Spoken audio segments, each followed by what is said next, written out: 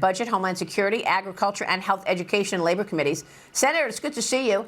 So there's been a real impact of all of these illegals coming into America. It's not only a national security issue because we don't know half of them and what their intentions are, but it's also an economic issue. Actually, there's too much supply of people out there, and they're taking jobs from American citizens. Your reaction? Yeah, Maria, you're absolutely right. We lost 1.6 million full-time jobs over the past year under this Biden-Harris economy. We lost 1.6 million full-time jobs. Just think about even last month. Last month, 200,000 immigrants came into this country, legally, illegally, 200,000 more. That's still well over a million a year displacing American workers. I got to tell you, I think the market, the economy is a little softer than some of the numbers that we're hearing. We're starting to feel it out here in the aerospace industry as well, where we've lost some jobs as well.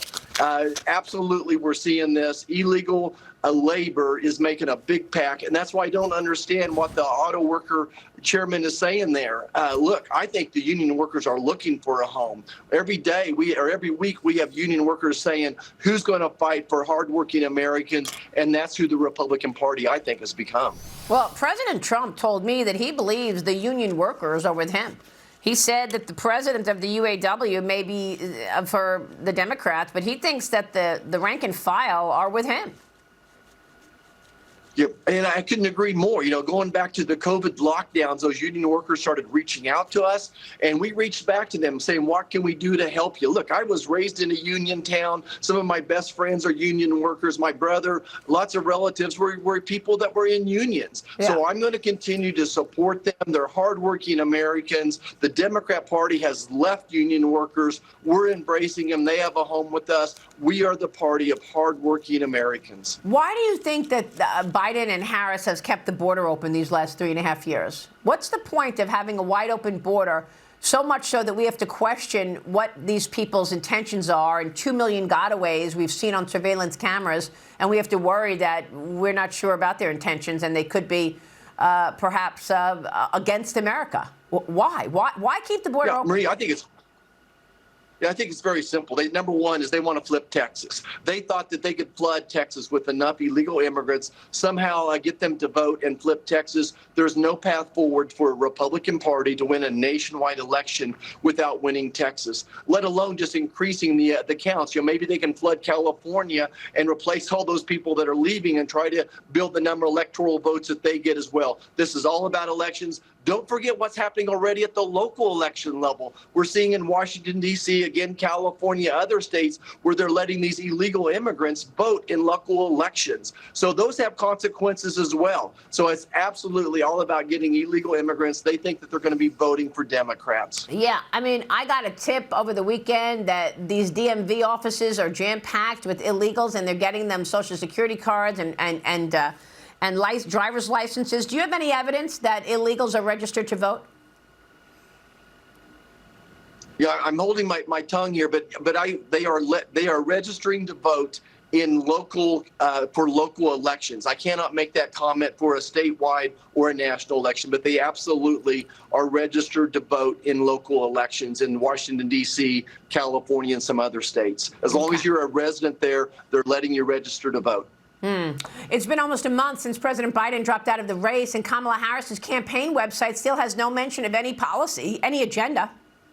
I mean, you can go to that website, Senator, and you can read about Kamala Harris, you can read about Tim Walz, you can donate money, you can shop for merchandise, but there's nothing about any agenda. She doesn't have any policy proposals at all. She hasn't done an interview. She hasn't done a press conference. The campaign says the vice president is backing President Biden's proposal to raise the corporate tax rate from 21% to 28%. A spokesperson says Harris will create an opportunity economy for the middle class, whatever that means. During her failed 2020 campaign, Harris supported a 35% tax rate, Senator. Did you serve with Kamala Harris when she was in the Senate? Do you know what her policies will be?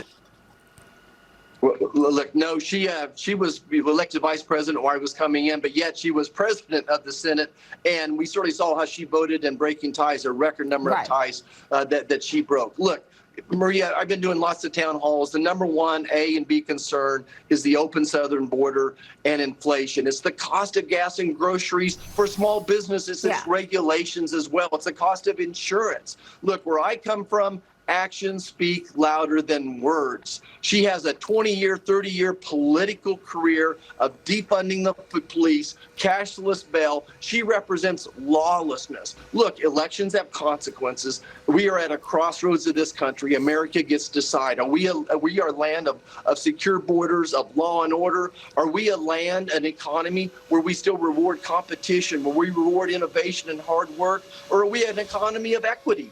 Where we give everybody equal findings as well. So America has a great choice this fall in November, and I think it couldn't be clearer. Her actions speak way louder than any empty words right now. Well, speaking of lawlessness, I want to get your take on Google and social media and their censorship efforts. I know you've opened an investigation into Google's censorship of the Trump assassination attempt and why the search bar would not fill out searches about the Trump assassination.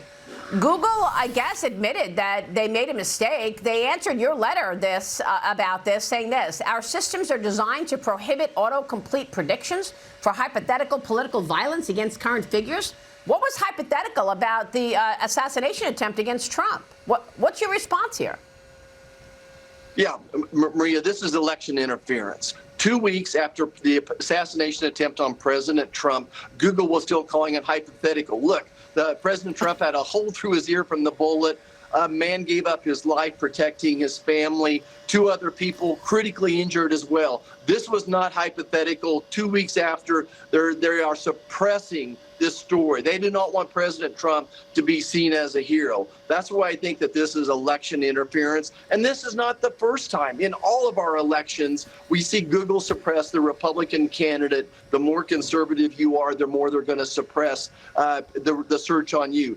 Google has to decide what they are. Are they the town square where anyone can go publish something, or are they going to sit there and be an editor as well? They need to give up their Section 230 as a minimum. But I really think the FEC, the Election Commission, should be investigating this as election interference. What is the value? How much money would it take to suppress that or direct that type of search bar to something else other than making President Trump look like a hero? Well, I mean, what are you going to do about it? This is not the first time, as you said it. We know that they worked with government from the Twitter files. They tried to suppress information during COVID as well.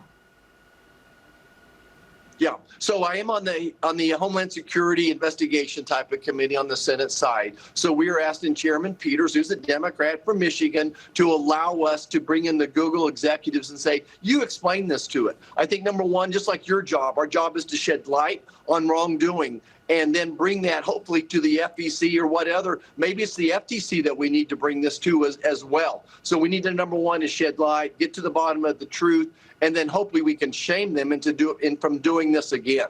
Wow. All right, we'll be watching your work, Senator. Good to see you. Thank you, sir. Thanks, Maria. All right.